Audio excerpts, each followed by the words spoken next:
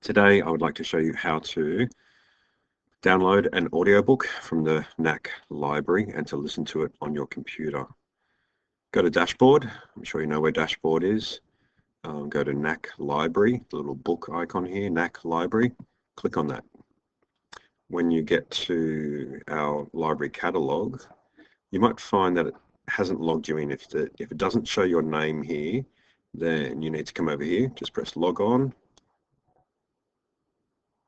And there I am. So that's just logged in automatically. If it doesn't log you in and it takes you to a login screen, just use your normal NAC login details, which I think is student first name dot second name and your animal dot number password. So I want to find, what I really want you to find is ANIMAL, Animal Farm. I can click on the predictive title, which I know is correct, but I'm just going to leave it blank. It doesn't really matter. Click search. Oh, look, I've actually got too many results. I am going to narrow it down because I just want to find the audiobook. So if I just click on advanced search, scroll down, and you can see types here. If I press audiobook and press search, ideally, I want to find George Orwell's audiobook here, but it hasn't quite downloaded yet into our library catalog, and I'm sure by the time you listen to this, it will have. Let's, as a sample, download Hunted. So you see that little icon that was underneath there? Little book page with a speaker. That's another way of showing that it's an audiobook. Let's assume this is the title that you want. You'll see across here, it says borrow audiobook. Just jump straight to that.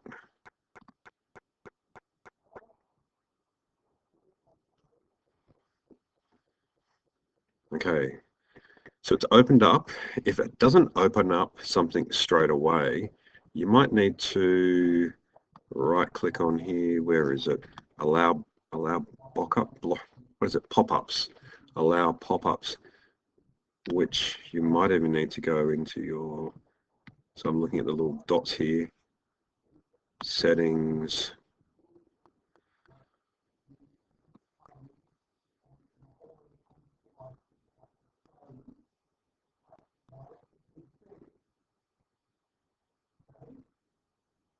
I've already allowed pop-ups, so it's not really showing me.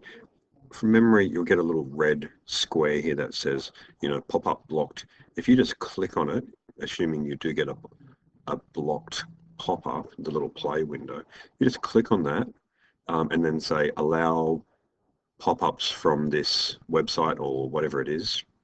That'll work fine. So I'm going to go back to our little pop-up. I'm going to press the little square up here just to maximize my view. If you can't see your view here, if you can't see these tools up here, it does resize. I'm just doing Control plus or Control minus on my keyboard so that I can see all the tools.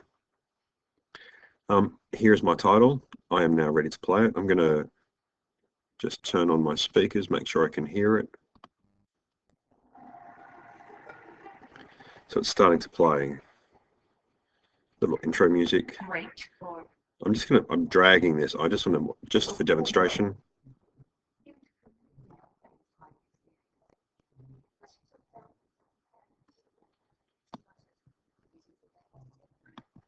So you can see I've jumped forward to chapter 6. This is the timeline for the whole story.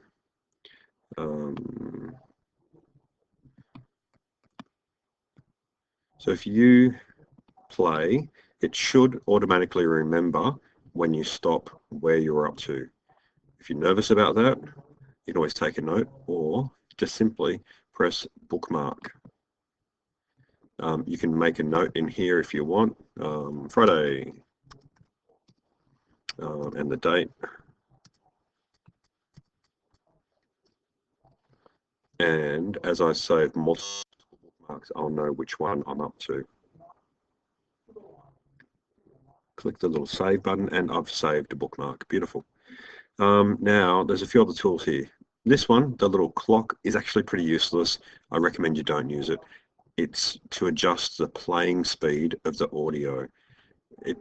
The slowest it will go is 1 times, which is the normal speed of the audio, the person reading the book. You can also speed it up, but it actually gets harder to understand, and I just don't recommend it. It's a waste.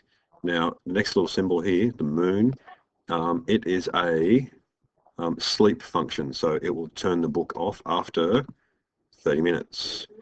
You might be able to change that in your settings. Of course, because you're reading this for school, for your classroom, I don't want you falling asleep, so maybe just don't do that. In here, where there's the little hamburger, your little menu symbol, we can see chapters. So you can see here I jumped ahead to chapter 6 by dragging that mark. And so if you, for whatever reason, get lost in the book, you don't save where you're up to, or it does not save where you're up to, you can use this to navigate your way through to the book. It can be a bit annoying to do it, but it can help you out. So we've got chapters, we've got bookmarks. Yep, here's my little Friday 4 bookmark. History shows that I've listened. So there's a little track that you and your teachers can have a look at to see, did you listen to the whole thing? Watch out. Tips and secrets. Oh, I wouldn't worry about these too much. They're a bit handy in the ebook version, but for right here and now, I'm just going to click done and ignore tips and secrets. So this, I think, will only let you listen to it online. I'm thinking, because I'm new to this interface, if you can download this to your computer, it'll have in the settings here, make available offline, and then it will save it to your computer. So that's how you just listen to an audiobook. Let's assume I've closed it. I come back a couple of days later. I'm ready to listen to the next bit. I don't have that window open anymore. Get yourself to the NAC library catalog. So remember, go to dashboard, click on the library icon. If you need to, press login. Make sure it displays your name there. To get back to the book that you were listening to, that you've borrowed, click on your name, click on loans, come across to digital loans, click on that.